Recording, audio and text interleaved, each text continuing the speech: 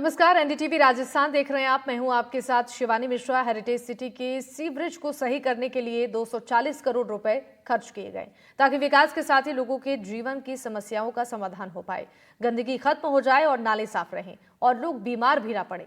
लेकिन ये कैसा विकास है कि सैकड़ों करोड़ रुपए खर्च कर इसके बर्बाद भी इसे कर दिया गया। गलियों में गंदगी का अंबार लगा है, नाले अभी उफान पर हैं और सड़कें जलमग्न हो गई हैं, दुकानें डूब गई हैं, घरों में पानी घुस गया है और लोग सड़कों पर आ गए हैं। विकास के नाम पर मचे इस त्राही त्राही की क्या है सच्चाई, दिखाते हैं आपको अपनी इस खास रिपोर्ट में। वैसे तो जयपुर का जब नाम आता है हर किसी के जहन में हवा महल, सिटी पैलेस जैसी हेरिटेज बिल्डिंग की तस्वीरें सामने आती है।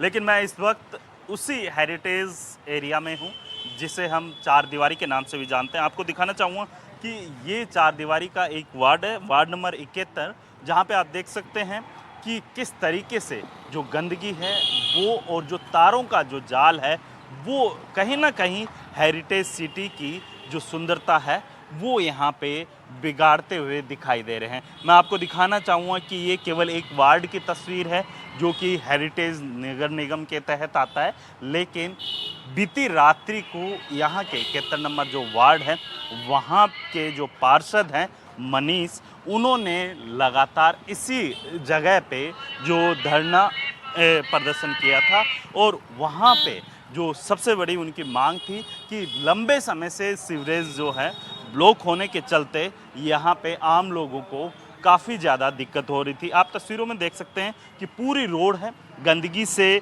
भरी हुई है और जो सीवरेज का जो गंदा पानी है पूरे जो मुख्य रास्ता है उस रास्ते पे आ गया है और इसके साथ ही यहाँ के जो बाज़ार हैं उन बाज़ारों के अंदर जो कस्टमर आने चाहिए थे वो कस्टमर भी नहीं आ पा रहे हैं, जिससे इन व्यापारियों की जो कह सकते हैं कि आमदनी है कहीं ना कहीं उस आमदनी के ऊपर भी रोक लगी है। मेरे साथ मनीष जी भी हैं, उनसे भी मैं बात करूँगा क्योंकि यहाँ के जो पार्षद हैं उनसे भी मैं बात करूँगा क्योंकि जिस तरीके से देखा जाता है कि पार्षद होते हैं वो एक एरिए के जो एक जनप्रतिनिधि होते हैं और वो लगातार अपने यहाँ के जो एरिया के जो समस्याएं होती हैं उनको उठाते हुए दिखाई देते हैं। जिस तरीके से यहाँ पे गंदगी फैली हुई है, कितने समय से ये समस्या आ रही है? सर, ये समस्या 15 दिन से आ रही है और 15 दिन से समस्या आ रही है। मैं अधिकारियों को कहता थक गया कि सर मेरे वार्ड में आके देखो। हमारे यहाँ के जो किशन बोल जो उनके एक्सीएन है वो तो कमरे से बाहर निकलना ही नहीं चाहते। उनको मतलब उनके भलाई से तो जनता मरे या कुछ भी हो उनको कोई मतलब नहीं है, क्योंकि मुझे मालूम नहीं है कि उनको किसका हाथ है। वो तो पार्षदों को ये बोलते हैं कि मैं काम करने नहीं आया हूँ, यहाँ आराम करने आया हूँ मैं। अच्छा। पार्षदों को बोलते हैं मैं बीजेपी के पार्षदों का काम नहीं करता, कांग्रेस के पार्षद तो क्या काम करूँगा। वो इस ढंग से भाषा का उपयोग करते जनप्रतिनिधि से। अच्छा। और इसकी शिकायत मैंने खुद हमारे नगर निगम के सीईओ अभिषेक जी सुराना से भी की थी। उन्होंने भी जो हमारे अतिरिक्त आयुक्त थे उनको बोला था कि इनकी समस्या का समाधान किया जाए। और आप देख रहे हैं ये हालत। आज तो अभी लाइन खुलवा दी मैंने, कल मुझे खुद को सड़क पर बैठना पड़ेगा रात को 10:30 बजे। एक्सीएन तो फ़ोन उठाता ही नहीं हमारा, एक्सीएन तो फ़ोन उठाता नहीं है। जब जेईएन को लगाया फ़ोन मैंने तो जेईएन ने बोला मैं आपके पास 10 बजे गाड़ी लेके आ रहा हूँ। और 10 के 10:30 बज गए, 10:30 बजे मुझे बोला कि गाड़ी नहीं आ सकती। मैं भाई गाड़ी क्यों नहीं आ सकती? मैंने अगर आज गाड़ी नहीं आई तो मैं सड़क पर बैठूंगा। जब मैं सड़क पर बैठा तो रात को 1 बजे हमारे किशन पॉल जोन के एईएन है मीना जी, वो यहाँ आए। उन्होंने मुझे समझाइश की, बोले यार बेटी जी हम कल आपका काम करवा देंगे, गाड़ी बोल के जैसे ही आप बोलोगे वैसे काम करेंगे। उसके बाद मैं रात को 2 बजे यहाँ से उठ के गया। सुबह मैं खुद 7 बजे 2 बजे आप समझते 2 बजे गया हूँ घर पे और 7 बजे वापस यहाँ पर आ गए एरिए के अंदर। और सबसे बड़ी समस्या जो है चार दीवारी की जो आज समस्या दिख रही है आपको, ये जो ईएमएस कंपनी का इसको 240 करोड़ रुपए का सीवर चेंज करने का ठेका दिया चार दीवारी का, उस कंपनी ने कोई काम नहीं किया, मतलब बल्कि शहर को पूरे को सड़ा दिया उस आदमी ने। लेकिन जिस तरीके से आपने बताया कि एक प्राइवेट कंपनी को ये ठेका दिया गया है, तो ये ठेका कब दिया गया था? अभी दिया गया पिछली सर गवर्नमेंट के? ये ठेका काम इसका अभी चालू हुआ, वर्क ऑर्डर भी चालू हुआ है। इसका काम तो इन्होंने इसी सरकार में चालू किया इन्होंने काम। लेकिन ठेका पिछली सरकार में हो गया था। लेकिन इन्होंने अधिकारियों को और हमारे नेताओं को बहुत गुमराह किया।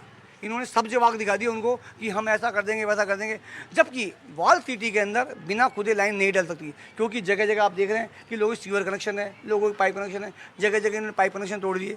और पाइप कनेक्शन जिससे गंदा पानी पूरे एरिया में गंदा पानी आ रहा है, लोग बाग बीमार हो रहे हैं, लोग बाग परेशान कर रहे हैं। और जैसा कि सबसे बड़ी बात है कि आप देख रहे हैं कि लोग बाग वॉल सिटी को छोड़ रहे हैं, क्यों छोड़ रहे हैं? इस गंदगी के कारण, गंदा पानी के कारण फालतू देखिए, जिस तरीके से इन्होंने बताया कि जो हेरिटेज लुक है कहीं ना कहीं इस गंदगी की वजह से वो इसके दाग लगता हुआ दिखाई दे रहा है। आप यहीं के व्यापारी हैं, क्या है, क्या काम मैं साहब ये मेरी दुकान है, ऊपर हमारा रेजिडेंस है।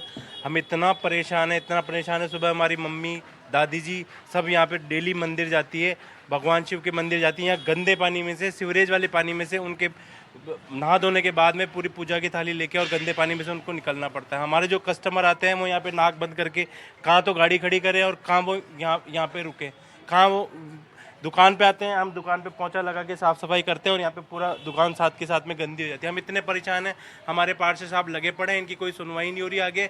और इतना पूरी नाली ब्लॉक हो रही है, पूरा यहाँ पे रोड पूरा भरा पड़ा हुआ है, आगे तक पूरा जाम रहता है और पूरा गंदा पानी, गटर का पानी, सीवरेज का पानी, मतलब आप खड़े नहीं रह सकते। इस दशा के अंदर हमारा जीवन व्यतीत हो रहा देखिए, है। जिस तरीके से उन्होंने बताया कि जो सीवरेज का जो गंदा पानी है, मैं आपको दिखाना चाहूँगा तस्वीरों के अंदर कि यहाँ पे ये एक कह सकते हैं कि वार्ड का नहीं, ये हेरिटेज निगम के अंदर जितने भी ये जो वार्ड हैं वहाँ पे गंदगी के चलते इसी तरीके की जो समस्याएं हैं आम लोगों को देखने को मिलती है।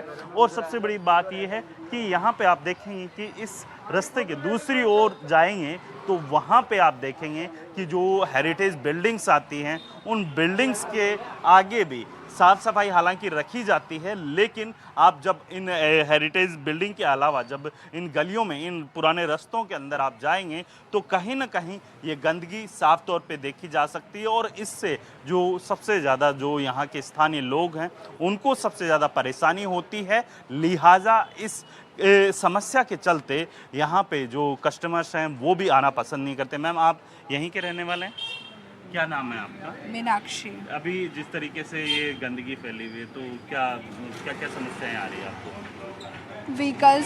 व्हीकल्स लाने में प्रॉब्लम होती है। पानी मतलब एकदम गेट के टच होता है, निकल नहीं पाते।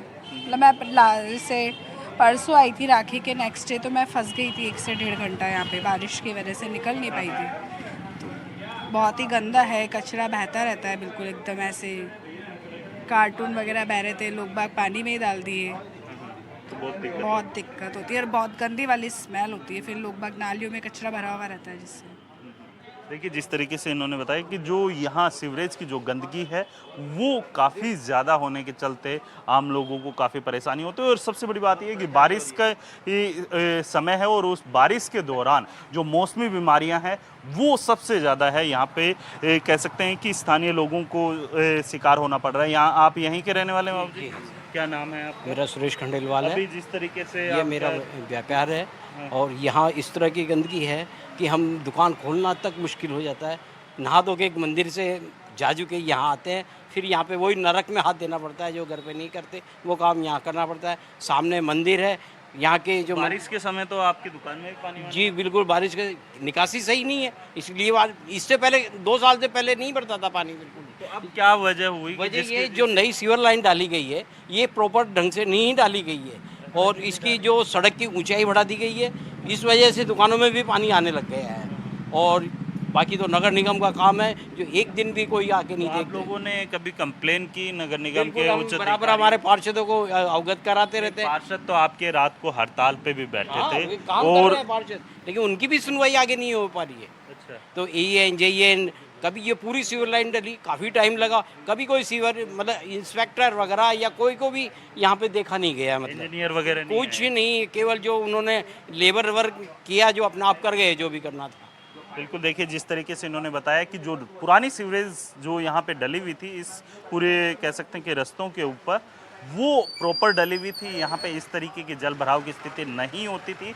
लेकिन जब से यानी 2 साल के अंदर जब से ये नई सीवरेज लाइन डली है उसके बाद यहाँ पे इसी तरीके की समस्या बनी हुई है। आपको मैं दिखाना चाहूँगा कि ये सीवरेज का वो जो कह सकते हैं गंदा पानी है सीधा निकल रहा है बाहर। और यहाँ पे जो गंदगी है वो इस बात से आप अंदाज़ा लगा सकते हैं कि कितनी गंदगी यहाँ पे जो कह सकते हैं कि दुकानदार हैं, उन दुकानदारों के जो बिजनेस है उसके ऊपर भी सबसे ज़्यादा इम्पैक्ट पड़ता है। इम्पैक्ट इसलिए भी पड़ता है क्योंकि जब गंदगी रहती है और वो जो बदबू आती है, उस बदबू के चलते आम लोग हैं यहाँ पे आना पसंद नहीं करते। आप देखेंगे कि जो एक तरफ जो यहाँ की जो नगर निगम की टीम है वो लगातार दावे कर रही है कि स्मार्ट सिटी बनाने के ऊपर जोर दे रही है जयपुर को, लेकिन कहीं ना कहीं वो दावे अब कागजों के ऊपर ही दिखाई दे रहे हैं और ये गंदगी साफ तौर पे बयां कर रही है कि जो ये स्मार्ट सिटी का जो दावा किया जा रहा था वो केवल कागजों के ऊपर ही है,